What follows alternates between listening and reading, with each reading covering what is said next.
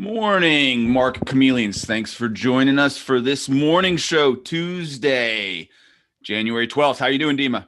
Good morning, Will. How are you? Great. Great show by Dan Passarelli last night, huh? Yep. It's good. Good instructor on trading earnings. Yeah, no, he's an interesting cat. He's an interesting cat. Do you want to start with the disclaimer? Yep. Good morning, everyone. Before we get started, keep it 1 second while you're sharing that. Yeah, it's coming up, buddy. Sorry about keep, that. Keep in mind, Will and I, Market Chameleon, we're not registered investment advisors. We're not broker dealers. We're not telling you what to do. We're just sharing ideas.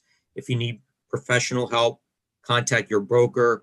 That's what they're there for, to help provide you with guidance, answer your questions. There's the disclaimer. Awesome. What are you seeing this morning? Started. Let me see here real quick. Share my screen.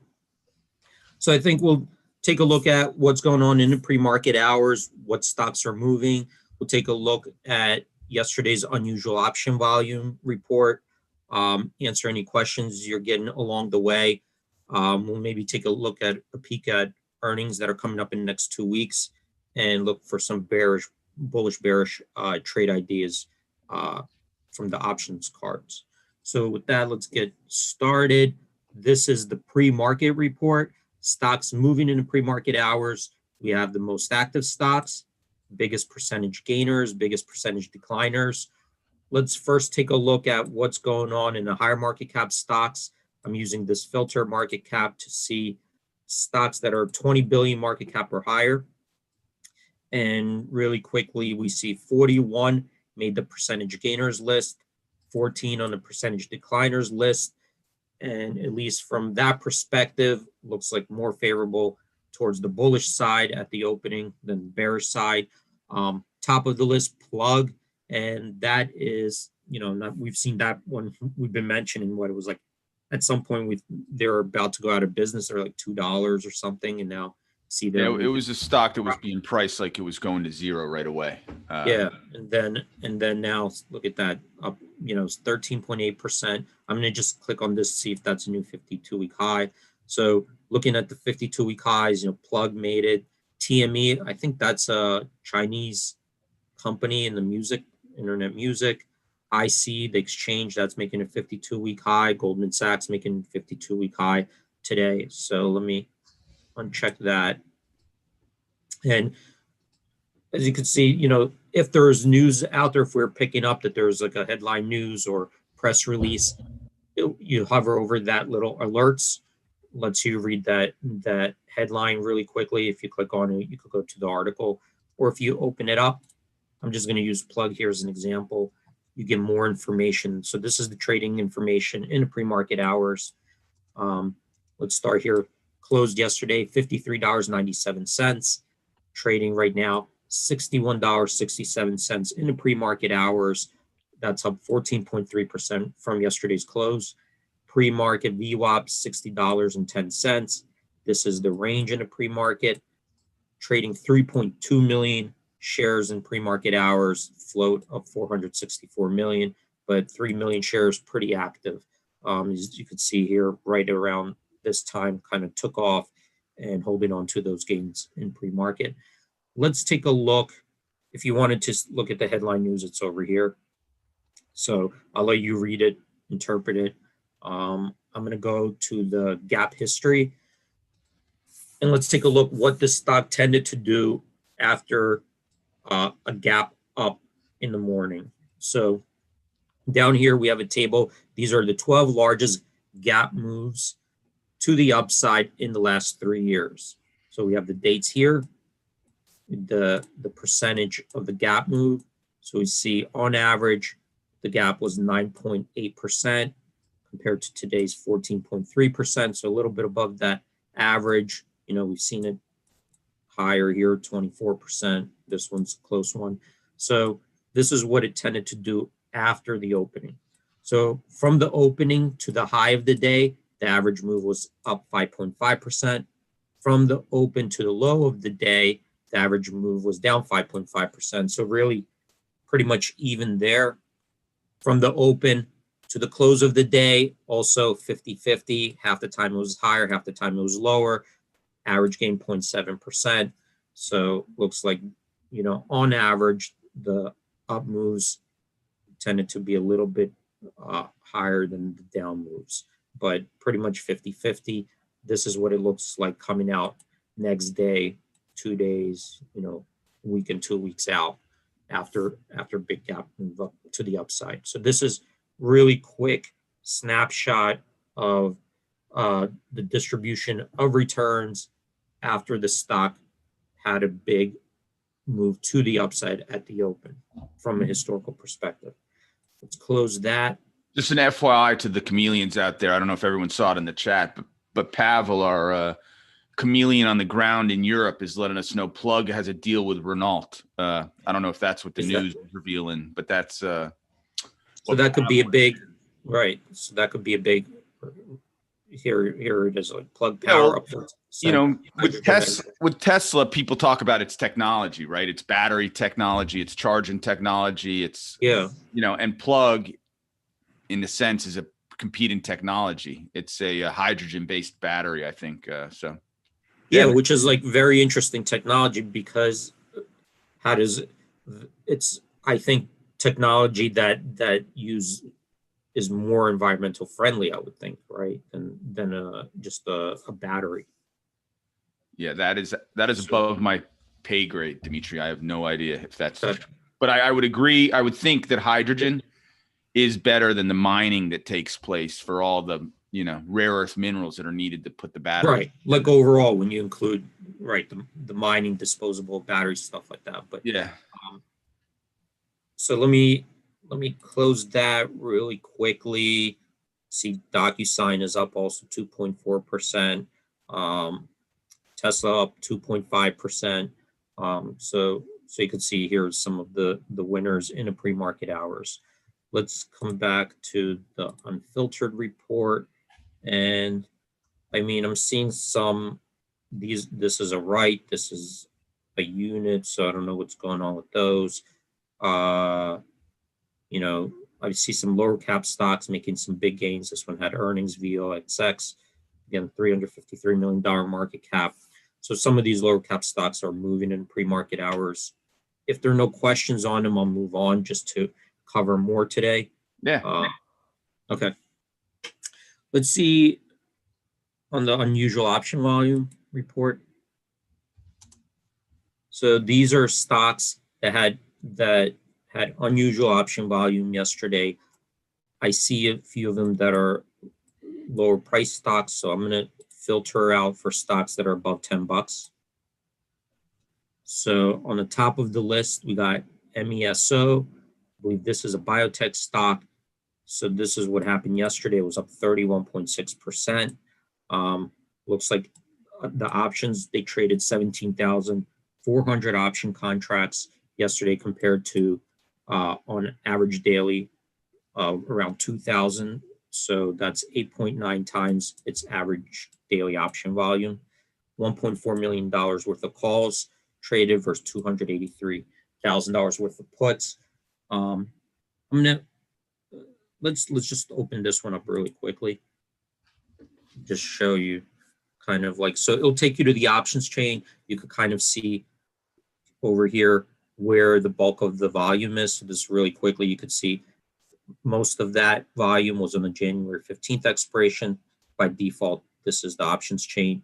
And if you wanted to quickly find most active strikes, you press on this. So see the 15 strike, 3,694 traded on that 15 strike, the calls. The puts, the most active were the 10 strike. So you see 1,381 puts traded on that 10 strike. And if you click on that volume, you get a breakdown of that time in sales. So you really get a full details how that, what traded. Here's a timestamp, the quantity, the price of that option. So this one's like almost near the close, 34 cents. This was the bid and offer on the exchange. So it traded in between 34 cents, traded between 30 cents and 35 cents. This is what the volatility implied volatility was of that option during the trade. That's where the stock was. This is the exchange, MyX, and this is the conditions of regular trade. So you could see here, you could go down, sort these, by biggest trade, 237 contracts for 50 cents by time. You could sort by biggest notional this way, but it gives you really quickly, you could dig, that's how quickly you could dig deep in there and see what was going on in that option. So one other thing I noticed here, total 542 trades in this option, which means there are a lot of individual trades. It wasn't one big trade or two big trades, lots of individual trades in there for total volume of 3,696 contracts. In total, there's $216,000 worth of calls that traded on this line. The open interest prior to the open was 1,253. Here's average weighted VWAP, volume weighted average price, 59 cents. The high was $1. The low was 25 cents in that option. Last price, 34 cents. And these are the implied volatilities it traded. So VWAP, 197, almost 198, high 259, low 162. And here's a snapshot of the market day before. It was 5 cents, 10 cents, day after 30 cents, 35 cents. So that's kind of a quick way of going in there and really analyzing the trades. There are no questions on that. We do have a question about unusual option vol. The Rosamini 12 is asking, and he's new to the chat. I haven't seen him. Welcome. It says, what makes a particular security have or show up in the unusual option volume list? I.e., is it significant increase in volume, significant difference in calls versus puts, large amount of contracts in a single trade? So he wonders how it's showing up on our list. Sure. And I'm going to come back to the unusual, but one last thing I wanted to show. This was up 31%. And, you want to take a look at the catalyst behind that, what there's news.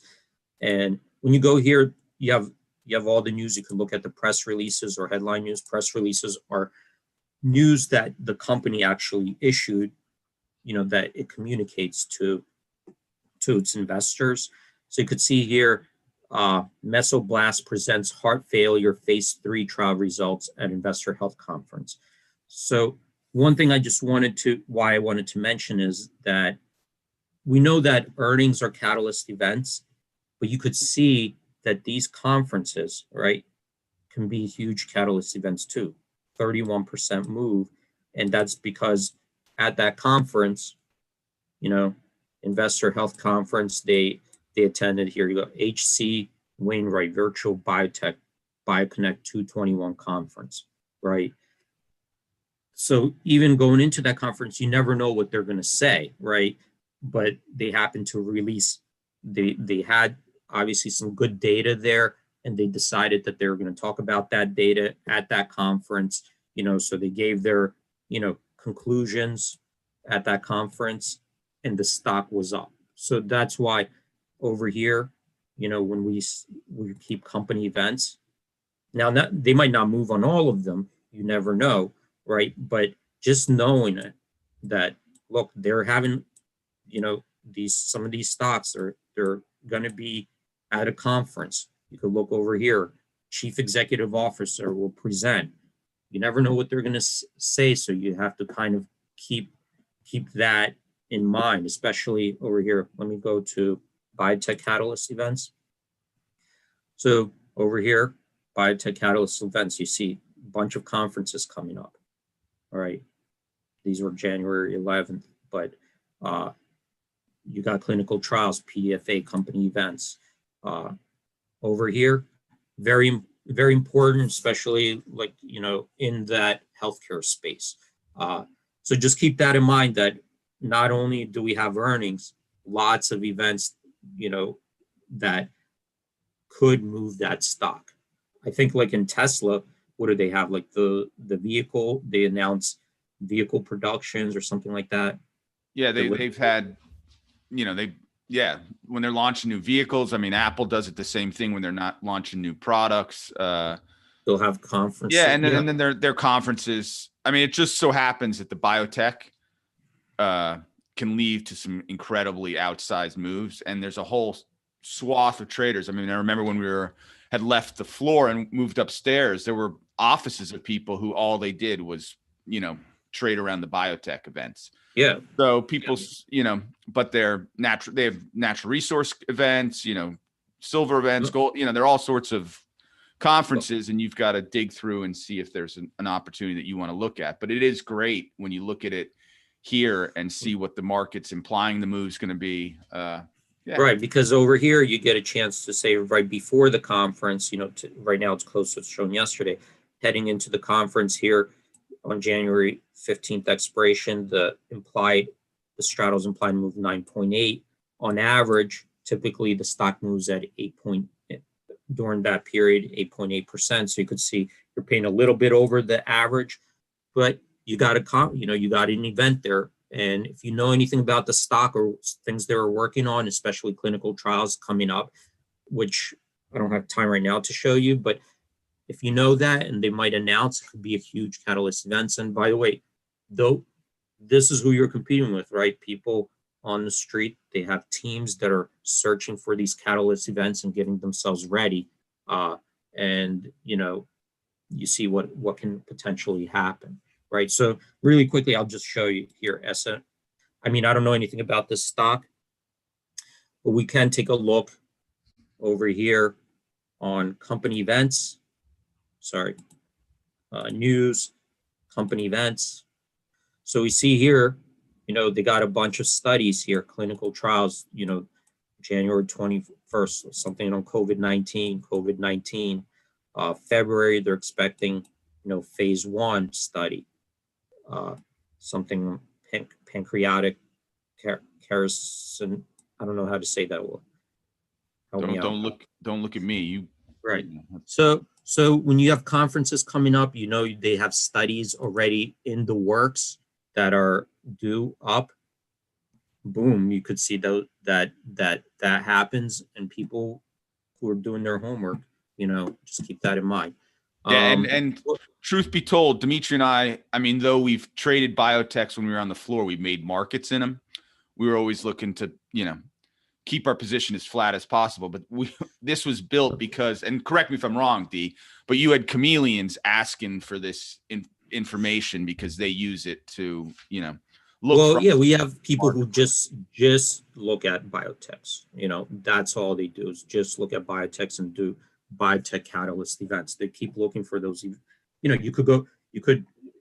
You could go read more about their studies. Here's a link. You could read more about their studies. You could go on their investor relations website. But if you're organized and you have all your catalyst events, organized in the spreadsheet, kind of, where they are, where they're at in their studies, what type of drugs that they're looking at, the probability of some drugs getting approved, because certain drugs are hard to approve, like cancer, other drugs that deal with, skin rashes and stuff like that. Usually those get through quicker. So anyway, that's really quickly. Maybe I'll do some more examples here, but it's stitching things together, putting the pieces together, building yourself. Yeah, we may want to do a webinar on this at one point. I don't know if we've done a webinar yet on. Yeah. Actually, so, the Goat Roper just mentioned it's carcinoma, and that means cancer. Just carcinoma. Okay, right. Carcinoma, right there. Thanks, Goat. Very cool. So let me take a look at what was the question was just, unusual option. How what processes does the chameleon right. So at the top go through to put it into the list? Right. So at the top level, right, this is at the top level, we take a look at the total volume that's traded on the day and the options in aggregate. So this one's 17,464, and you compare it to average daily option volume. So if it's higher, it will make the list. I think we have, let me see, at least 1 point. I think it has to be 1.8 times more or higher, right? So this is the volume. This is on average daily volume. So it has to be 1.8 times more. Then you have a different breakdown. Say, okay, well, let's take a, before we go to that options chain, you know, let's see here, what percentage of the trades were calls, what percentage were puts. In notional terms, how much in dollar value calls traded versus dollar value in puts, so 2.5 million versus 691,000. What did the stock do? When are the earnings coming up? What type of events are coming up? So here, you know, January 14th, you got an event coming up. January 20th, you got an event coming up. January 12th, you have an event coming up. You guys are getting access to, I mean, it's unbelievable, you know, the stuff that you're getting access to, we would never, this would have been very expensive, you know, very expensive. If we'd only known back in the day. Right. Implied volatility. This is where the implied vol is in that stock, what the implied volatility did, and you're getting the IV rank. How high is it relative to historical levels, right? So all this information is in front of you, like boom, that quickly. You could also get a breakdown volume by Moneyness. So here we could just see what percentage of the volume was out of the money calls, at the money calls, in the money calls. So you can see here, most of the trading were at the money calls. 51% of all the volume were at the money calls in this stock. You know, the next one at the money puts, and then for the out of the money, there's 16% of the volume was out of the money calls versus 12% out of the money puts. Favors the calls a little bit. In dollar terms, $81,000 worth of out of the money calls bought, $80,000 out of the money puts, $2.2 million worth of at the money calls, that was the bulk of the trading. So really quickly, you kind of get a big, you know, picture what's going on in there before you even go to the options chain. And obviously, you go to the options chain, you get a full detailed report down to the you know, each individual option trade. So there, you know, there you go, you have it. And that's just, you know, one part of your access to, you know, on this platform. That's just right here. Jan 15th, 3,448 contracts traded. April 16th, 3,481. So you get a breakdown where it's trading. So here, people are going out a little bit further. April 16th, we see Jan 19th right here. There's going to be an earnings. So this expiration will cover earnings. You know, obviously these will. April 16th, people are coming out, doing some contracts here. So just to me, let me see. Most active call, 2,660, 35. The 35 strike calls traded. Again, you could just open it up. You see even 100 of the 41 strike calls traded. So these are the trades, and this is what people are doing. So let's see on the 41 strike, 100 calls traded. So there are two trades, 90 contracts, 110. So you see 90 contracts traded $1.98. 10 contracts traded at $2. This is the trade. Open interest was 2,349. And if you're curious about this strike, for example, let's take a look. Performance tracking. So I'm looking at the calls right now. Look, you get a historical details on these calls. So January 11th, you know, there's 95 days left till expiration. This is where this option closed.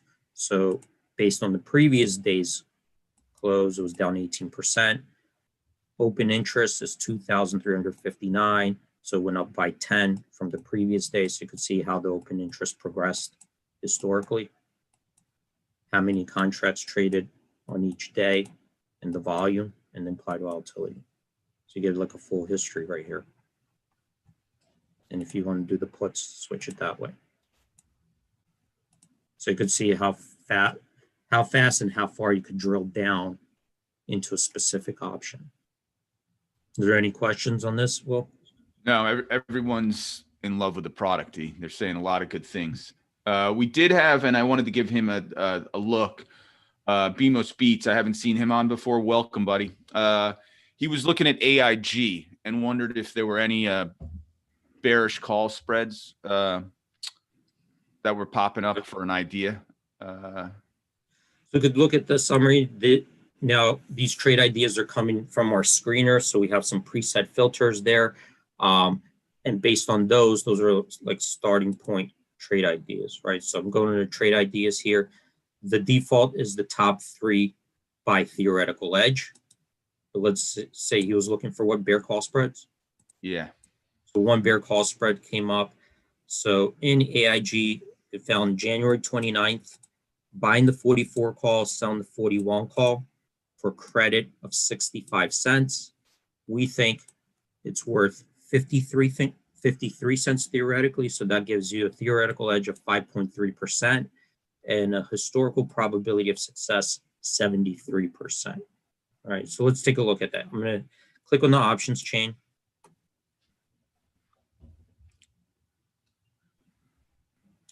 And it'll populate that trade ID over here. January 29th, buying the 44 call, selling the January 29th 41 call over here. So buying it for 24 cents. So you see the 44 call, 24 cents. Selling the 41 call 89 cents. That's here. Load the strategy. So this is what it looks like at expiration. So here you're getting 65-cent credit. It also shows you the market. Market's 65 cents, 81 cents. So the midpoint is 73 cents. Keep in mind, you want to get it as close to that midpoint as possible, right? Because the midpoint is kind of the market fair value at that moment, right? The midpoint is the market fair value at that moment. The further you go away from that midpoint, the more you're paying a fee to get it executed with the market maker. So here, what is that? 8 cents, right? 8 cents. So think about it this way: 8 cents on a credit of 65 cents. That's a lot, right? That's more than 10%, right? Imagine paying 10%, fee to get an execution. It's a lot. So always keep in mind, like, where that midpoint is. Try to get, if you could get the midpoint, great. If you could get above it, even better. But always keep that in mind. This is actually Dan Passarelli was talking about that last night on the webinar. That's probably one of the things he looks at in his class. Yeah. By the way, I just put the webinar from last night because someone was asking whether Dimitri and I offer an education portion with the purchase of the Market Chameleon Premium.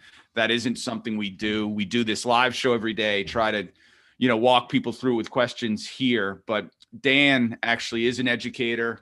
I know his webinar last night, there's a link to that. And I also put the offer he offered the Chameleon community in the chat, just so everyone has that. We had some new users on today. Yeah.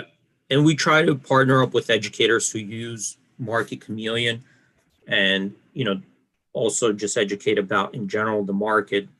Most of them are just former market makers, so they're very knowledgeable about the market structure, how things work.